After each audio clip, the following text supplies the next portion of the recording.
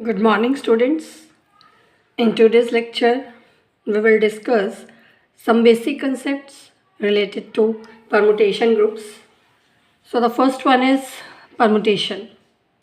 Let us take a non-empty set S and we define a function f from the set S into itself. If this function f is 1, 1 as well as onto function, then we say that this function f, that is a permutation on the set S.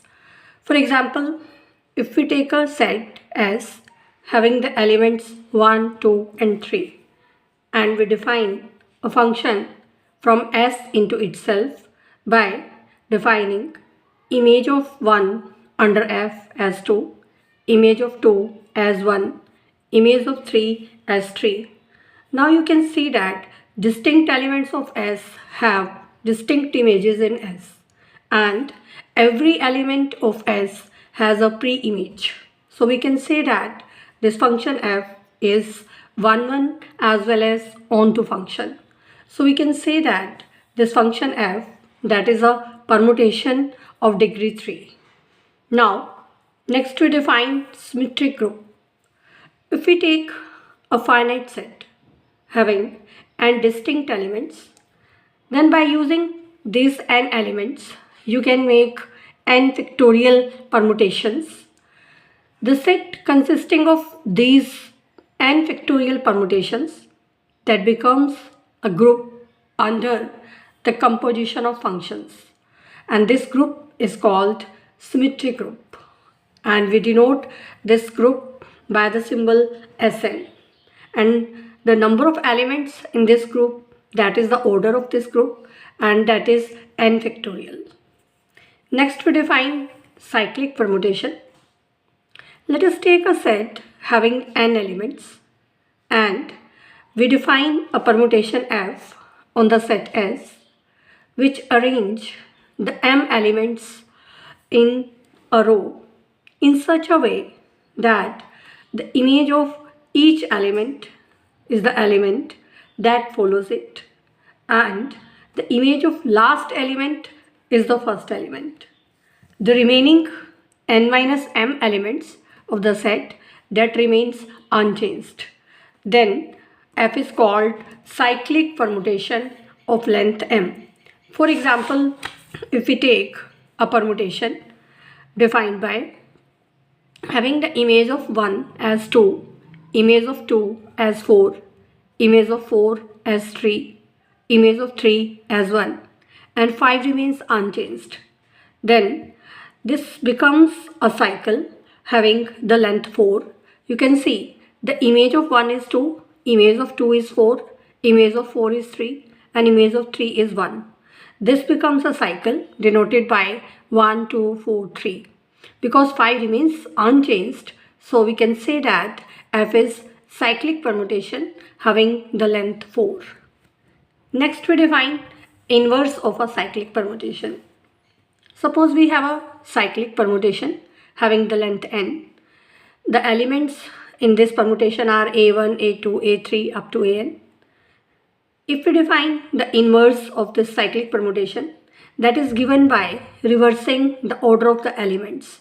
Means the last element, that will become the first element, the last second element, that will become the second element, and in this way the first element, that will become the last element. So this is called the inverse of the cyclic permutation. For example, if we take a cycle having the elements 1, 3, 4 and 5, the inverse of this cyclic permutation, that will be given by reversing the order of these elements 5, 4, 3, 1. This will become the inverse of this cyclic permutation. Next we define transposition. Transposition means a cycle of length 2. For example, if we take a cyclic permutation, in this cyclic permutation you can see the image of 1 is 3 and the image of 3, that is 1, and the remaining missing elements, they are unchanged. This is a cycle of length 2 and this is called transposition. Next we define disjoint cycles. Two cycles are said to be disjoint if they have no common element in their one row representation. For example, if we take these two cycles, the first cycle is consisting of elements 1, 3 and 4, and the second cycle having the elements 2, 5 and 7. You can see that these two cycles have no element in common. So these two cycles are disjoint cycles. Next, there is a result that we'll use in the theorems later. The product of disjoint cycles is always commutative. For example, if we take a set S having the elements 1, 2, 3, 4 and 5 and take two disjoint cycles, the first cycle we have taken with the elements 1, 2 and 3. Second cycle is G, which consists of the elements 4 and 5. If we find the product FOG of these two cycles, you can see this cycle can be written as the image of 1 is 2, image of 2 is 3, image of 3 is 1, and the elements 4 and 5 remains unchanged. The cycle G, in this cycle the elements 1, 2 and 3 they remain unchanged. The image of 4 is 5 and the image of 5 that is 4. Now if we multiply these two cycles, you can see the image of 1 is 1, then here the image of 1 is 2. So finally the image of 1 that will be 2 in the product. Here the image of 2 is 2, then the image of 2 here that is 3. So finally 2 goes to 3. 3 has the image 3, then here 3 has the image 1. So finally the image of 3 that will be 1. Image of 4 is 5, then the image of 5 that is 5. So finally the image of 4 will be 5. Here the image of 5 is 4, then the image of 4 here that is 4. So finally 5 goes to 4. So we have obtained the product FG. Now let us find the product GF. Now if we find G into F, this will be, because G is in G the image of 1 is 1, the image of 2 is 2, image of 3 is 3 and the image of 4 is 5, the image of 5 is 4. In F we had the image of 1 as 2, image of 2 as 3, image of 3 as 1 and the elements 4 and 5 remain unchanged. Now if we find the product GF, you can see 1 goes to 2, then 2 goes to 2. So finally the image of 1 that will be 2. Here 2 goes to 3, then 3 goes to 3. So finally 2 goes to 3. Image of 3 is 1, then image of 1 is 1. So finally 3 goes to 1. Image of 4 that is 4, then the image of 4 that is 5. So finally 4 goes to 5. Image of 5 is 5, then the image of 5 that is 4. So finally 5 goes to 4. You can see that the product FG is same as the product GF. So we can see that the product of disjoint cycles that is commutative. The next result is every permutation can be expressed as the product of disjoint cycles. You can see we have a permutation in which image of 1 is 6, image of 2 is 5, image of 3 is 4, image of 4 is 3, image of 5 is 1, image of 6 is 2. Now we will write this permutation as the product of disjoint cycles. Now here you can see that 1 goes to 6, then 6 goes to 2, 2 goes to 5 and then 5 goes to 1. So we get a cycle of length 4 consisting of elements 1, 6, 2 and 5. Now another cycle from here you can see 3 goes to 4 and then 4 goes to 3. So we get another cycle which consists of the elements 3 and 4. So we can write the given permutation as the product of these two disjoint cycles. Now the next definition is even permutation. A permutation is said to be even permutation if it can be expressed as the product of even number of transpositions. Transposition means a cycle of length 2. For example, if we consider a set having the 4 elements 1, 2, 3 and 4 and we define a permutation on this set having the image of 1 as 3, image of 2 as 1, image of 2, image of 3 as 2 and 4 remains unchanged. You can see this is a cycle consisting of the elements 1, 3 and 2. Now this permutation can be written as the product of two transpositions. You can see if we find the product of the transpositions 1, 2 and 1, 3. Now here the image of 1 is 2, image of 2 is 1 and 3, 4 remains unchanged in this cycle. Here the image of 1 is 3, image of 3 is 1, the elements 2 and 4, they remains unchanged.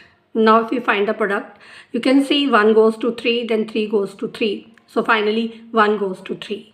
2 goes to 2, then here 2 goes to 1. So finally 2 goes to 1. 3 goes to 1, then 1 goes to 2. So finally 3 goes to 2. Now 4 goes to 4, then again 4 goes to 4. So finally the image of 4 is 4. Now you can see that this becomes a cycle. 1 goes to 3, 3 goes to 2, then 2 goes to 1. This is a cycle which is same as 1, 3, 2. So we can say that this permutation can be written as the product of these two transpositions. There are even number of transpositions, so we can say that this permutation is even permutation. Now similarly we can define an odd permutation. A permutation is said to be odd permutation if it can be written as the product of odd number of transpositions. For example, if we consider a set having the elements 1, 2, 3 and 4 and we consider permutation f on this set S, in which image of 1 is 2, image of 2 is 3, image of 3 is 4, image of 4 is 1. This permutation is an odd permutation. You can check that this permutation can be written as the product of 3 transpositions, which will be the odd number of transpositions in the product. So we can say that this permutation is an odd permutation. The last definition in today's lecture is alternating group. Alternating group is the group consisting of all the even permutations of degree n. And this group is denoted by an because the number of elements in the permutation group Sn, that is n factorial, half of the permutations are even and half of the permutations are odd. So an consisting of all the even permutations have the order n factorial by 2. For example, if we consider the set S consisting of the elements 1, 2 and 3, then the total number of permutations which can be defined by using these 3 elements, that is 3 factorial, which is 6. And out of these 6 permutations, 3 are even permutations and 3 are odd permutations.